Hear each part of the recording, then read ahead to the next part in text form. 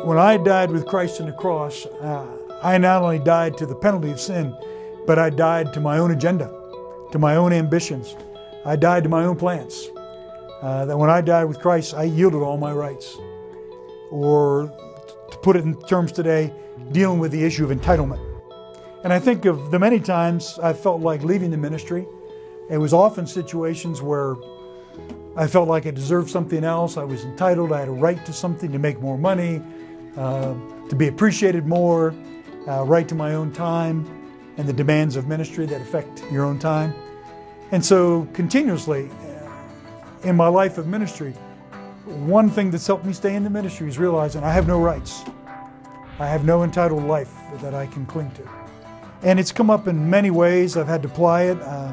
I suppose not a recent example is when I walked into a fraternity a few years back. I had made an appointment with two guys the day before, two non-Christian fellows. I show up that day and they totally blew me off. And I remember standing at the top of the third floor of this fraternity house and I was mad. I was angry because these two punks blew me off. And I'm thinking there's a whole lot of other things I could be doing with my life.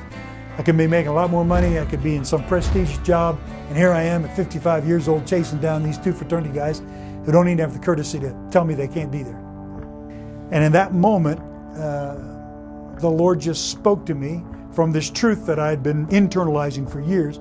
And it was like He said, well, Roger, when you died on the cross with me, you yielded all your rights. So are you gonna, at this moment, yield your right to be respected? Are you gonna identify with Christ who yielded all of His rights, yielded His right totally to be respected, and will you yield your right to be respected too? But I've had to keep coming back to that because that's always been there. I'd say yielding my rights was tested the most when our son was killed. He was killed in Afghanistan. He was out in a mission and he went over a landmine, took his life and 3 others instantly. And the thing about my son was he was 23. He was absolutely delightful. He loved Jesus. He had already been accepted to come on our staff and was going to go back and work with fraternity guys. So when we lost him, I was angry.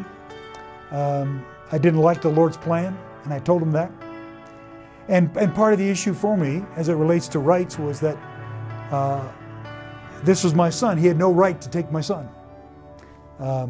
I had my visions of how my son and I would be in the ministry together, and how we'd have family vacations and be at the lake together, which we'd done our whole life, and play with his grandkids on my lap. And so all this to say, I had been spending my whole life on crew staff up to this point, raising up laborers.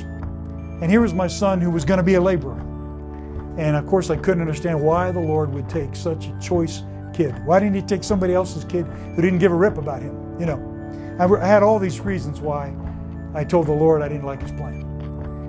And so I really had to come to grips with, am I going to yield my right to my son? That He's the Lord's, not mine. I would have said that intellectually before. Oh, He's the Lord's. The Lord can do whatever He wants.